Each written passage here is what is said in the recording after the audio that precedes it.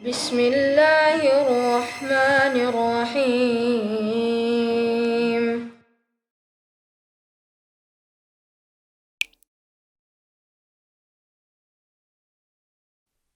الحمد لله رب العالمين والصلاة والسلام على سيدنا ونبينا محمد وعلى آله وأصحابه أجمعين أما بعد. The Messenger of Allah sallallahu alayhi wasallam said, بني الإسلام على خمس. He said the structure of Islam is built upon five pillars. شهادة أن لا إله إلا الله, testifying that there is none worthy of worship but Allah subhanahu wa ta'ala.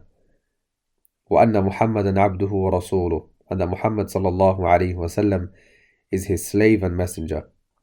إقام الصلاة, establishing the prayer. وإيتاء الزكاة, and giving zakat. وحج البيت, and pilgrimage to the house of Allah subhanahu wa ta'ala. وصوم Ramadan, and fasting in the month of Ramadan. So the Messenger of Allah sallallahu alayhi wasallam is teaching us that the structure of Islam is based upon five pillars.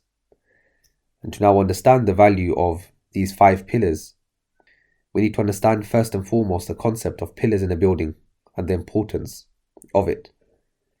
If you imagine a building with five pillars, if one of those five pillars are weak or crooked or unstable, then it affects the whole structure.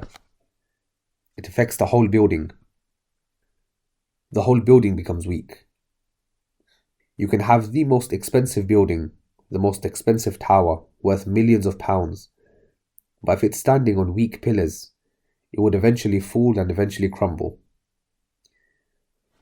So once we've understood the importance of pillars in a building, let us now understand from the Hadith that our faith as believers, our Islam, our Deen, also stands on certain pillars.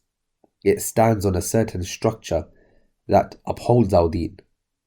And if any of those pillars are absent or weak, then it affects our whole Deen.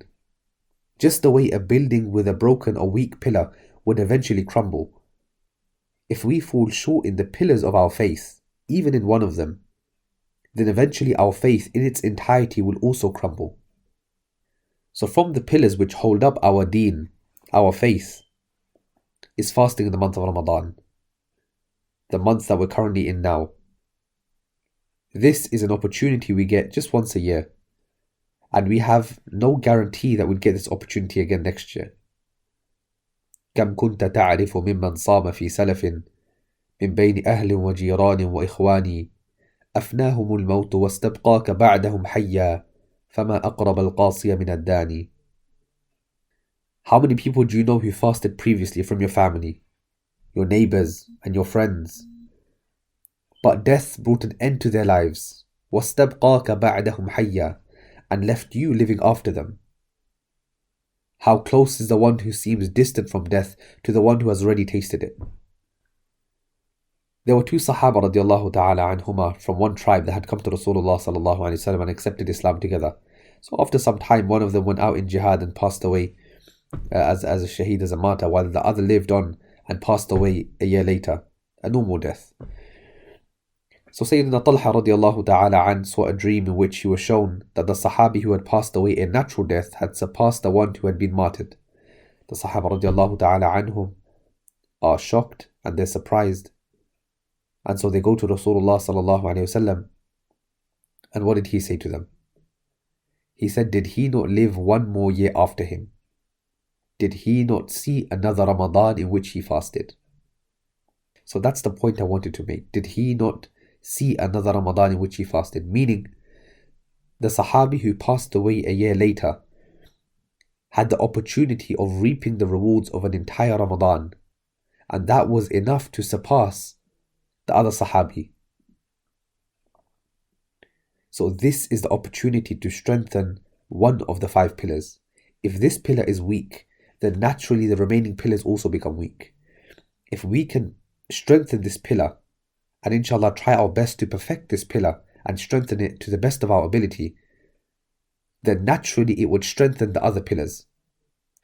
So capitalize on this opportunity, value this month before it goes. Spend as much time as possible in tilawah and recitation of the Quran. Give charity throughout this month, especially in the last 10 days. Try to pray tahajjud every night this Ramadan, even if it's just 2 rakats.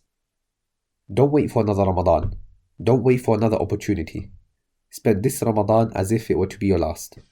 So I pray Allah subhanahu wa ta'ala gives us tawfiq to act upon the good that has been said. Subhanaka Allahumma bihamdik la ilaha illa ant nastaghfiruka wa natubu ilayk. Allahumma salli ala Sayyidina Muhammad. Allahumma salli ala Sayyidina Muhammad. Allahumma salli ala Sayyidina Muhammad.